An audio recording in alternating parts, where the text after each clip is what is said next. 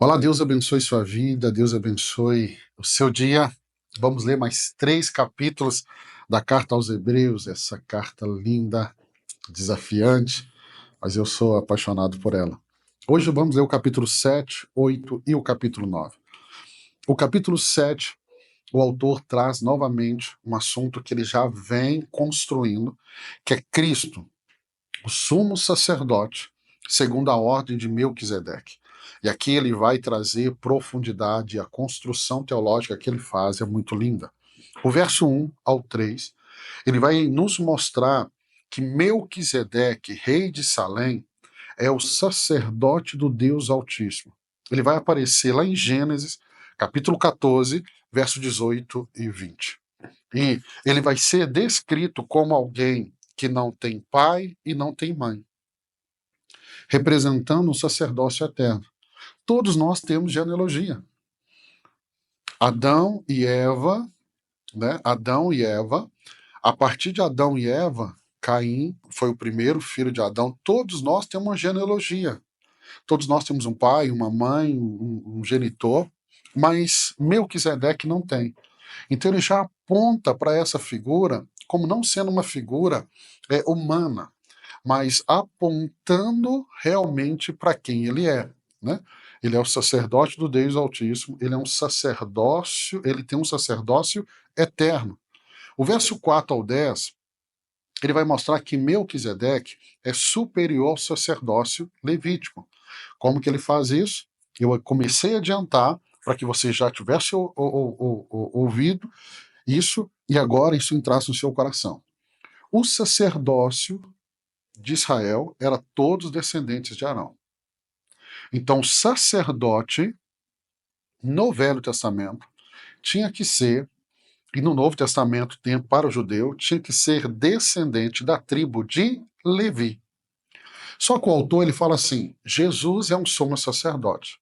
Para o judeu, isso é um problema, porque Jesus não veio da tribo de Levi, e os sacerdotes tinham que vir da tribo de Levi. Todo sacerdote era da tribo de Levi. Deus estabeleceu isso no Velho Testamento. Jesus não veio da tribo de Levi, então ele não pode ser sacerdote, porque Jesus veio da tribo de Judá. Então ele vai explicar isso de forma teológica.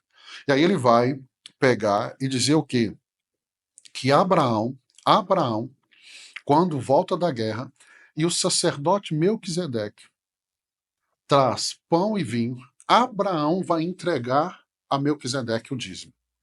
E aí ele vai perguntar: quem é maior? Aquele que paga o dízimo ou aquele que recebe o dízimo? E ele vai dizer: o menor entrega para o maior. Então Melquisedeque é maior do que Abraão, porque Abraão pagou o dízimo. E aí ele vai dizer: Levi, que é filho de Jacó, Jacó que é filho de Isaac, Isaac que é filho de Abraão. Então Abraão é pai de Isaac, é, avô de Jacó e bisavô de Levi. Ele vai dizer: quando Abraão deu o dízimo, Levi estava ali em Abraão também dando dízimo. Abraão deu o dízimo, a sua descendência estava com ele. Olha a importância quando nós cumprimos um ato que é bíblico. Eu não estou fazendo ele solitário, a minha descendência está comigo fazendo esse ato. Pensa nisso. Isso é muito importante. Então ele vai dizer: se Levi estava em Abraão entregando o dízimo, quer dizer que Melquisedeque é maior do que Levi, que o sacerdócio de Melquisedeque é maior do que o sacerdócio de Levi. Gente, olha que construção linda. Ele pega o dízimo e ele mostra que no ato de Abraão entregar o dízimo, ele está validando o sacerdócio de Melquisedeque como maior do que o sacerdócio de Levi. E aí ele diz: Jesus não veio do sacerdócio de Levi, porque ele é da tribo de Judá, mas ele vem do sacerdócio superior e maior, que é Melquisedeque. Que coisa linda isso. É lindo demais. É lindo demais. E aí, vamos para o verso 11 ao 28. Ele vai trabalhar agora, uma vez que ele já fundamentou que Cristo é um sumo sacerdote, ele mostra Cristo como sacerdote eterno. O sacerdote levítico, ele vai dizer, era imperfeito, mas Cristo, segundo a ordem de Melquisedeque, é um sacerdócio perfeito. Então ele vai introduzir um sacerdócio agora eterno. estabelecido por juramento divino, que salva completamente e intercede continuamente. Que coisa linda, que construção teológica. Eu espero que eu tenha conseguido explicar para você bem fácil, mas para mim, como teólogo, eu leio o capítulo 7 e eu vibro, por isso a minha empolgação aqui. Capítulo 8, ele fala da nova aliança. Outro capítulo importantíssimo, gente, porque o verso 1 ao 6, ele volta no assunto de Cristo como sumo sacerdote celestial, e aí ele vai dizer que esse sumo sacerdote, Jesus, ele é o mediador de um santuário celestial, superior ao santuário terreno, e de nova aliança, que é melhor do que a aliança antiga. Então ele está falando da nova aliança. Essa nova aliança, ela não é fundamentada nos padrões do Velho Testamento, da velha aliança, mas ela, como ela é superior, ela é estabelecida agora em um novo padrão. O verso 7 e 9, ele fala da insuficiência da antiga aliança. E aí ele vai dizer o quê? A antiga aliança, que era baseada na lei mosaica, foi incapaz de trazer perfeição. Como que ele explica? Olhando para o povo não permaneceu fiel. Ele fala dos sacrifícios que deveria ser repetido anualmente, mostrando que ela foi incapaz de trazer a perfeição. E isso é claro, ela não era perfeita, ela não pode tornar as pessoas que estão nela perfeita. O verso 10 ao 3, ele fala da nova aliança, essa promessa da nova aliança. E aí ele vai citar o capítulo 31 de Jeremias, né? E aí vai destacar que o autor dessa nova aliança, ela é baseada na transformação interna, não externa, mas é interna. Ela começa de dentro para fora.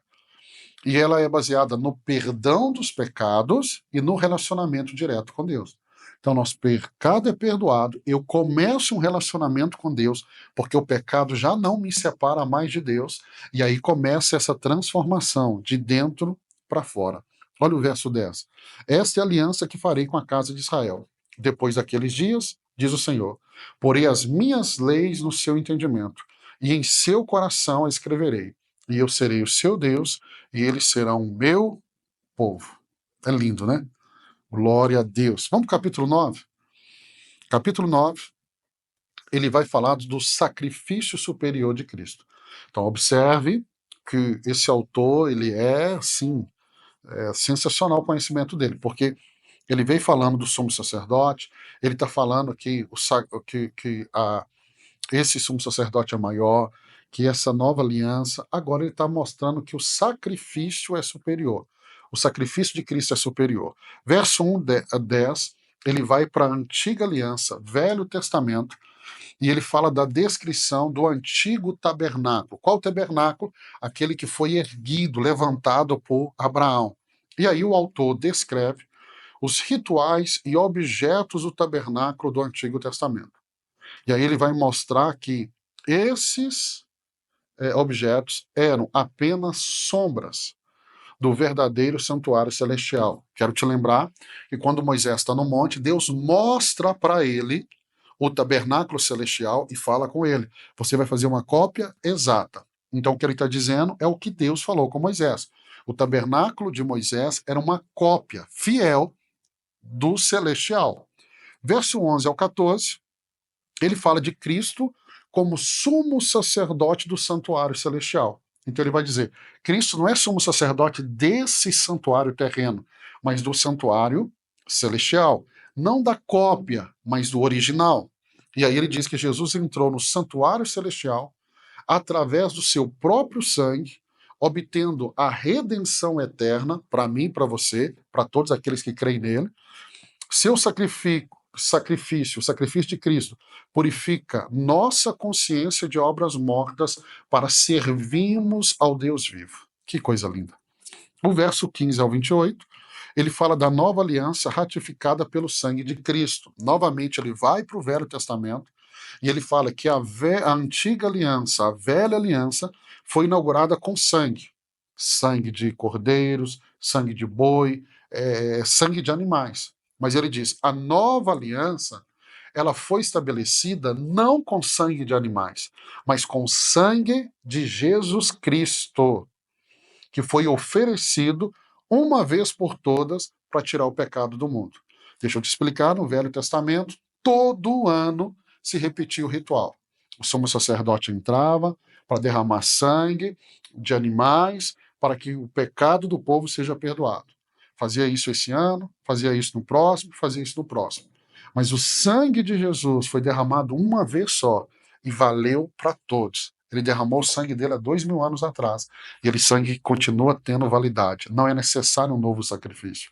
Por isso que a nova aliança e o sacrifício da nova aliança, que foi o sacrifício de Cristo, é superior à aliança antiga.